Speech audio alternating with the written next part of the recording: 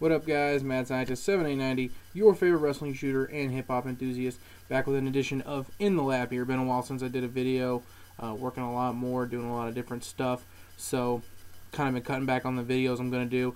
Going to still do In the Lab videos here and there, and then also my hip-hop copper drop, and also the top hip-hop albums of half the year is coming as well, so look out for those. But here with this In the Lab video, since it's been a while since I've done one, there's a couple of different things I'm going to talk about. First, I'm going to hit Ring of Honor because Best in the World just happened. Watched it, and in all honesty, I know this has kind of gotten solid reviews, okay reviews. Some people didn't like it at all. I actually thought this was the best Ring of Honor show I've seen, or at least pay-per-view I've seen from Ring of Honor this year. I mean, you know, this really was, a lot of people say a two-show, I guess, pay-per-view, but the other matches on the show weren't bad, except for with the exception of maybe one, which was the first match of the night, which was, you know, the Guardians of Truth versus the Briscoes. It was kind of just but a lot of people kind of shit on Finlay versus Elgin, said it was kind of bad and sloppy and boring. It wasn't what I expected, but it did build towards an interesting end, so I didn't think that was bad. The tag match, the only thing that really hurt that, I thought, was kind of a botchy finish, but also the fact that it really came off like All Night Express was going to win the title. You could tell that they were going to win.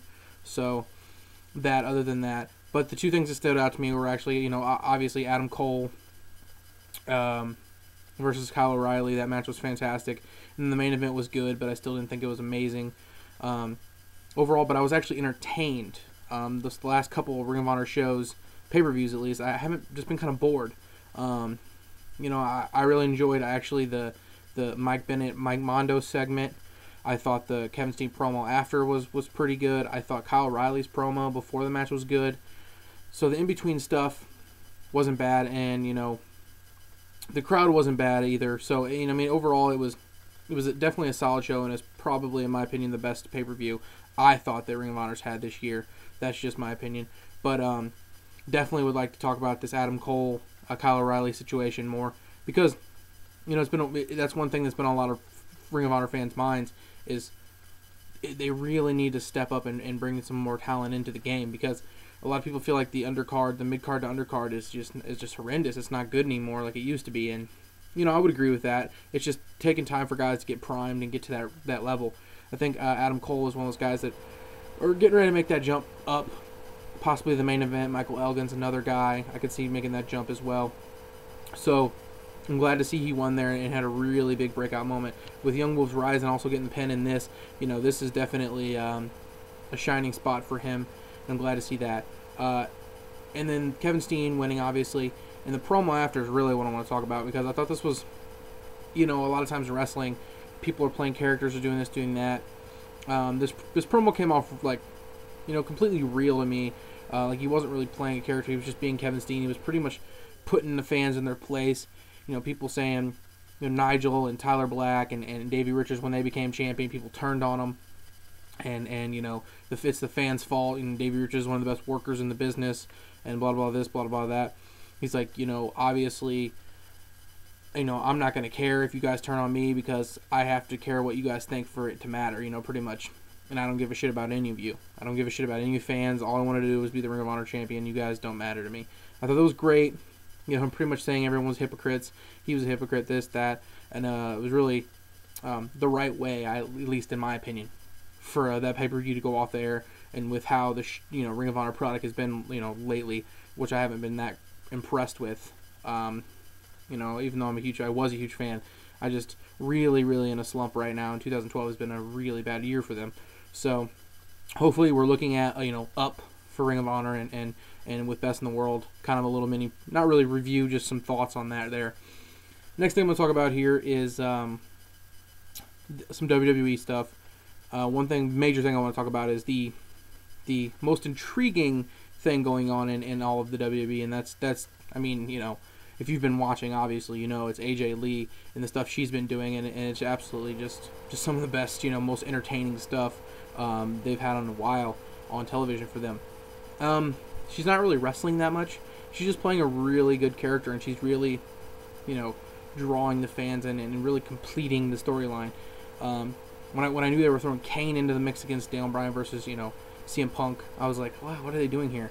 But they really made it work. AJ Lee made it work with this character she's portraying, where she's crazy, but at the same time she knows what she's doing. She's a calculated killer kind of thing, and I think this is a really interesting thing, and it's that obviously WWE seems to think it's doing a great job, and they opened Raw this week with a video package of the whole thing, and then a promo, pretty much a little segment of her in the mirror talking, and then they did the Raw video and went into Raw. So I thought that was a great move, and a lot of stuff that they're doing with her. Big Show turning heel, I think, was a great move. Really reminds me of Bully Ray with a lot of stuff he's doing. Some of the best stuff I think he's ever done in his career. So with those things going around there, that's pretty much that. And then finally, the last thing with WWE I want to just mention is the new NXT. Obviously, I watched the first episode of it. Really love the setup. Really them trying to make it into something. Really, I guess, step away from what NXT's been. Has been the last several months, or at least to a year almost, where people have just kind of been like, NXT, I'm not going to waste my time on it. It really has a sense of come up now. Like, it's like, there's a reason to watch it. And obviously there is, because, they're merging, FCW with NXT. And, I've been following FCW all year. Some of the most, entertaining and best matches of the year have coming out of NXT. So, or not NXT, I'm sorry, FCW.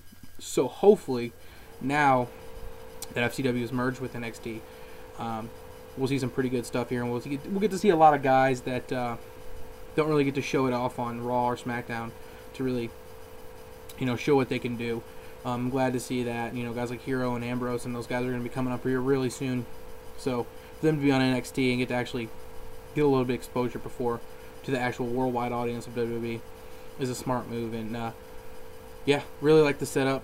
Like Dusty Rhodes as the general manager. Like the fact that they're giving a lot of time to matches, so I think that's a good move. I will continue to watch NXT. Hopefully you guys do too, and it's some of the best. I think it's gonna be some of the best actual wrestling going on through WWE throughout the year. So definitely check that out. And finally, last thing I'm gonna talk about here is dear Lord, the night this happened, I wanted to do a video so bad, but I just didn't want to do a video just on it. I kind of just waited on it. See if there was any other storyline of something else coming out with it, something with this, something with that. Nothing. I haven't heard of anything yet about this storyline. Some of you may know I cover Impact play-by-play for Sunset Flip Wrestling, and I review all their impacts. And last Impact, the final segment of Impact, blew my mind to the point where I just sat there in awe, which is how ridiculous this segment was, and how just I could not believe how bad it was. I know that they're really trying to make, TNA the alternate, the opposite of WWE, and really make it almost reality based. But the thing about when you watch reality shows is, I think 80% of what's happening is real. The other 20% is kind of thrown in. With a lot of wrestling fans that are my age, we all know everything to do with wrestling is not real.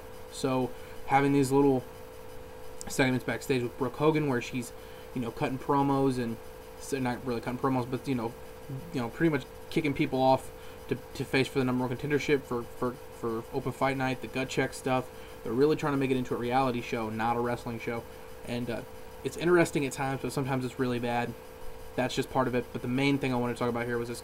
I'm going to call it the Claire Lynch storyline, because that's apparently what her name was. This big payoff between AJ and Dixie Carter and Daniels and Kaz, and we're like, what is it? What is it? Are they having an affair? This, blah, blah, blah. Everyone thought that's what it was.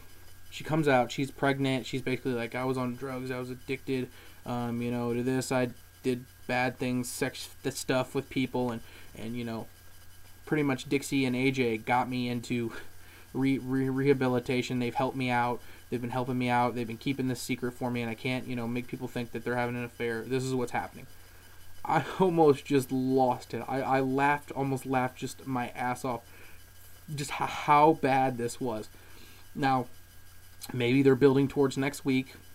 They're going to add on something else.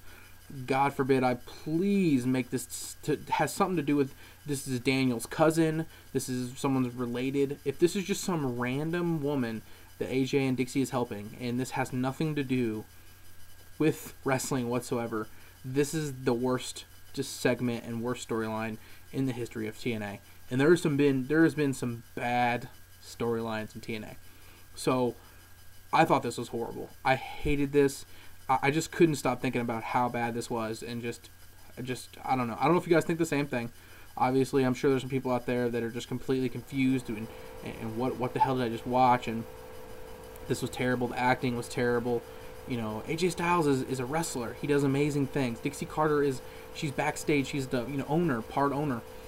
And then you have a random person. Why are you doing this? I could see if this was like Dean Ambrose and like Mick Foley and like, other people who can talk and this and that, but none of this worked. None of this worked at all. And that's my opinion on that. So let me know what you guys think about these topics. Best in the world. What'd you think? I thought it was not a bad show. I really overall enjoyed the show. I thought it had entertaining spots, and I didn't really think anything was that bad except for really the first match of the night. And then WWE, obviously, all the stuff they're doing with AJ Lee, Big Show turning heel, and the new NXT, all that stuff is really interesting stuff with them. And then finally, what I was just talking about here with TNA, with the Claire Lynch storyline. Are you guys thinking the same thing I'm thinking? Because I'm pretty much thinking this is just the worst possible thing they can do. And then the week before, not even even mentioning barely anything about those just 3 dudes who jumped Sting. So we don't even know what the hell that's about. So TNA is on an interesting path here. I like some of the stuff they're doing, and I really dislike some of the stuff they're doing. So like I said, let me know what you guys think. I'm the Mad Scientist, your favorite wrestling shooter and hip-hop enthusiast. I'm going to get out of here. Deuces.